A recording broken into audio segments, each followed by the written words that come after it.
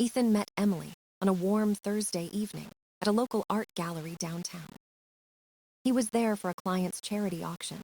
She was serving drinks with a smile. Her laugh was light, her eyes brighter than the lights glinting off the artwork. She spoke about paintings like they were living things. Ethan was hooked from the first moment she said, "Art is emotion in color." He wasn't the type to fall fast, but something about her spirit pulled him in. She asked about his job, not impressed by his salary, but curious about his passion. He hadn't met anyone who listened like that in years. By the end of the night, he'd somehow shared more with her than with most friends.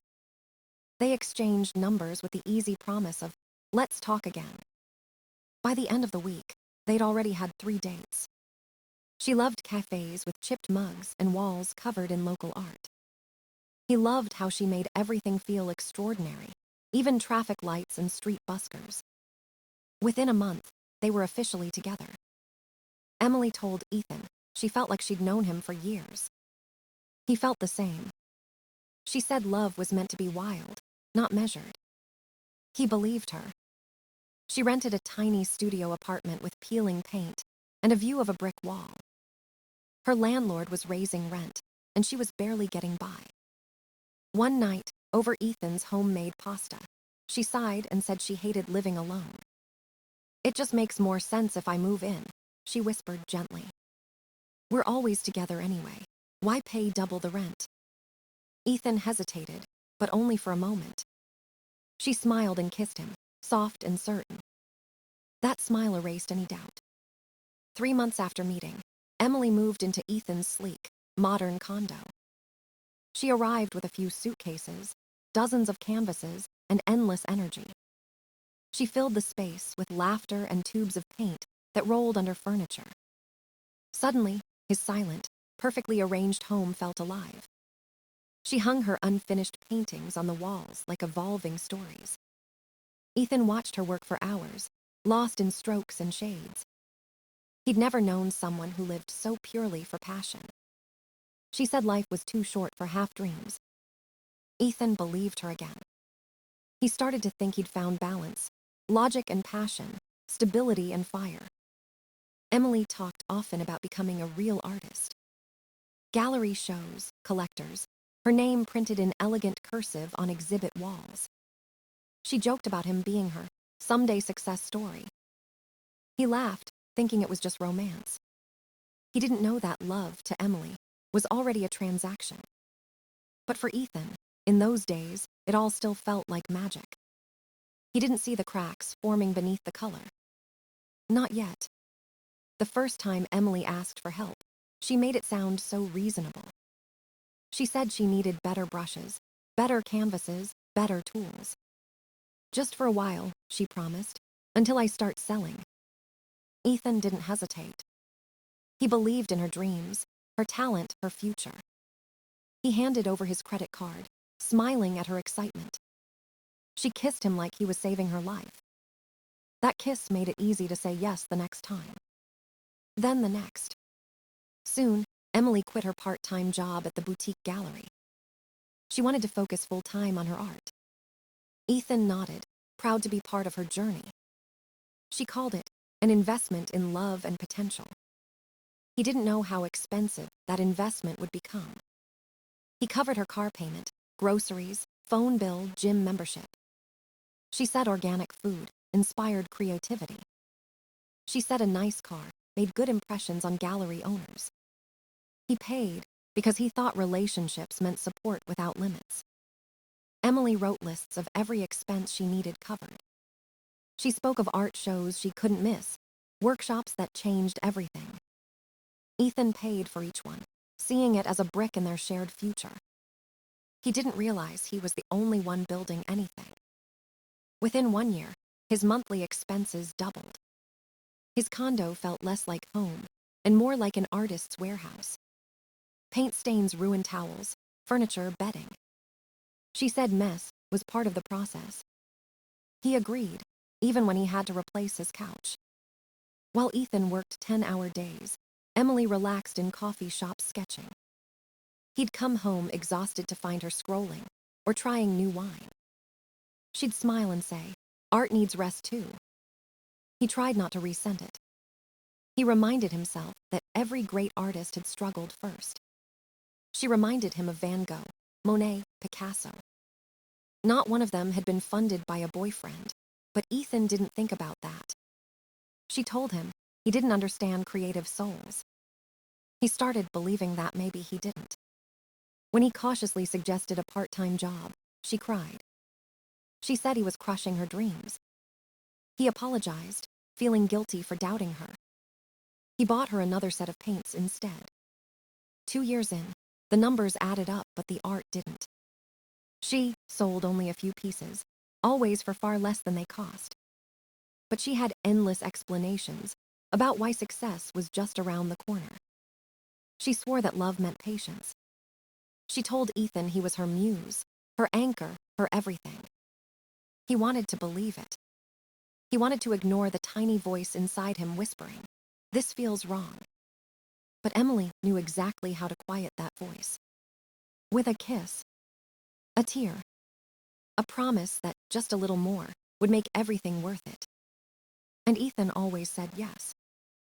Emily met Andrew at a trendy gallery, opening on a rainy night downtown. He was older, confident, always in tailored suits and polished shoes. He owned 3 galleries, spoke in low tones about art as legacy. Emily came home glowing after their first meeting. "Andrew really gets me," she said. "He believes I have depth. He wants to mentor me." Ethan smiled, thinking it was a good sign. Finally, someone in the art world was recognizing her talent.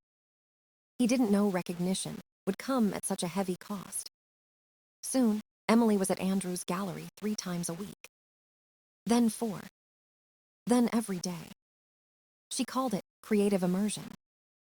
She said she needed the atmosphere, the energy, the connection. She said Ethan couldn't understand that kind of spark. Her phone started buzzing more, face down on the table. She'd laugh at texts and look away from Ethan's curious eyes. She started locking her phone. She said privacy was healthy. She said Ethan was being paranoid. She started needing more money. Andrew says, "I need a new set of professional photos." Andrew says presentation means everything. Andrew thinks I should dress the part of a serious artist. Ethan paid for all of it, thinking he was helping her succeed. Meanwhile, she came home later and later. She was exhausted, she said, from creating all day. She didn't want to talk, didn't want to touch, didn't want to try. Her smile faded when she looked at Ethan. But it beamed when she talked about Andrew. She quoted him constantly, almost reverently. "Andrew thinks my strokes are evolving. Andrew says my work has fire in it now." Ethan's name was slowly being erased from her sentences, replaced by one name. One man. Yet Ethan kept trying. He planned a weekend trip to reconnect. She laughed. "I can't just drop everything for you," she said. "The universe doesn't wait for your calendar." She rolled her eyes when he mentioned his job. She mocked his love for vintage watches. "Dead men's trinkets," she called them. She told her friends he was dull. She told Ethan he was stifling her soul. The only time she seemed truly alive was leaving the condo. Always in a rush. Always saying, "Andrew's waiting." Ethan didn't know it yet. But he'd already been replaced. Ethan came home early on a cloudy Tuesday afternoon, sushi in hand. Her favorite place, her favorite rolls, her favorite soy sauce. He wanted to surprise her, maybe spark something back to life. The moment he opened the door, he heard sounds he couldn't deny. He froze, sushi bag hanging limp from his fingers. Voices. Movement. A rhythm that didn't belong in his living room.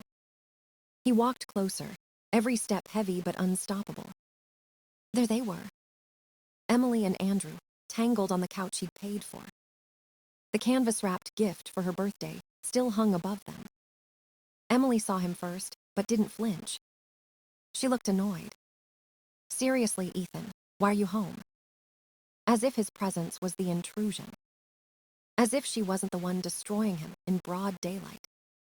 Andrew jumped up, scrambling for his shirt, muttering excuses. Ethan just stood there, sushi cooling in the bag, heart melting in silence. Emily didn't apologize. She didn't even pretend to be sorry. Instead, she rolled her eyes. "You're so dramatic. This was inevitable." She had rehearsed that speech. She was ready to leave him long before he walked in. "You're boring, Ethan," she said plainly. "You're safe, predictable, a paycheck with a heartbeat." Andrew, still buttoning his shirt, shuffled out without a word, leaving Ethan and Emily alone in a room full of everything broken. She didn't cry. She didn't beg. She just stared and let the truth sink in like poison. "We're moving in together," she said confidently. "He's leaving his wife. We're going to Paris." Every word was a dagger. She talked about Andrew as if Ethan had been a speed bump. Not 4 years of love, sacrifice, and belief, but something disposable. Then she demanded he move out. From his own condo. "You can take your things and go," she said coldly. "I need space to pack." That was the moment Ethan knew it was over. Not just the relationship, but the fantasy he'd been clinging to. He didn't argue. He didn't shout. He just walked into his room, called a locksmith, and locked the door behind him. By Thursday, the locks were changed. By Friday, Emily was gone. She took the TV, some furniture, every trace of guilt. But she left behind something Ethan would never forget. Silence. A silence so loud, he could finally hear himself again. Ethan didn't collapse after Emily left. He chose to rebuild. Quietly. Deliberately. He joined a gym, the kind with early morning classes and heavy weights. He lost the weight he didn't notice he'd gained. Stress melted off with every drop of sweat. He remembered the man he used to be, focused, confident, unbreakable. He found a therapist who specialized in financial and emotional abuse. It was the first time he said the words, "I was used." Acknowledging it didn't weaken him. It freed him. He stopped feeling stupid. He started feeling angry, but in a sharp, controlled way. He dove into work and earned a promotion within months. His salary jumped. His schedule filled with clients who valued him. He bought clothes that fit his new frame. He smiled more, even with no one around. He went home to silence, but it was his silence. He replaced every reminder of Emily one by one. Her minimalist decor, gone. His watches, on display again. He built a space that felt like his soul, not her ambition. Then came the research. Ethan didn't hack or break laws. He didn't need to. He had access to financial databases through work. He knew how to read balance sheets like diaries. He looked up Andrew's galleries. On the surface, successful. But the numbers told a different story. 2 of the galleries were deep in debt. Back taxes. Quiet lawsuits. Unpaid vendors. One of Ethan's clients had invested heavily in Andrew's business. He reached out, calm, professional. "Just something I noticed." The client hired a forensic accountant. The truth unraveled fast. Andrew had been embezzling and inflating gallery revenues. Within 6 weeks, his empire fell apart. Lawsuits. Scandal. Investors running for the exits. Emily posted filtered pictures on social media anyway. "Love survives chaos," she captioned. But Ethan knew the truth. Behind the screens were eviction notices and maxed out credit cards. Meanwhile, Ethan lived better than ever. He went on dates. Real ones. Where the other person paid for their own food. He wasn't looking for love, but it found him anyway. Sarah, a physician with an easy laugh and a soft heart. She liked him for him, not his salary. She asked about his day and actually listened. She didn't need rescuing. She wanted partnership. It was new. It was right. One night, he told her everything. Not to gain sympathy, but to close the chapter. She didn't pity him. She held his hand and said, "You walked out, that's strength." And Ethan finally believed it. 6 months after the breakup, Ethan's life was unrecognizable in the best way. He'd bought a new car, not to impress, but because he'd earned it. He got a raise, another step up in a career he finally loved again. His condo felt like home, not a studio for someone else's dreams. He even bought a house, a 4-bedroom place with sunlight and a yard. A space for life, not survival. Sarah started spending more nights there. She brought laughter that wasn't manipulative, comfort that wasn't conditional. Ethan didn't question it. He finally trusted peace. Then one afternoon, his phone rang with a number he didn't know. He almost didn't answer. But he did. It was Emily. Her voice was small, frightened, nothing like before. "Ethan, I need help." She was pregnant. Andrew had left her. Her parents refused to take her in, after seeing the financial evidence Ethan sent. She said she had no job, no home, no insurance. She asked for $10,000 to start over. She said he was the only one she could turn to. Ethan listened quietly until she finished. Then he said, "No. Not with anger. Not with bitterness. Just truth. You made choices, Emily. You deal with them now." She cried. She called him heartless. She said he owed her. But Ethan had already walked away, months ago. He hung up. He blocked the number. 3 days later, Andrew called. He was broke, facing bankruptcy. He begged Ethan to help, for old time's sake. Ethan replied with a calm question. Was it worth it? Silence followed. Long, cold silence. Ethan ended the call. A week later, Emily's mother called. She apologized for her daughter. She begged for help. Ethan wished her well.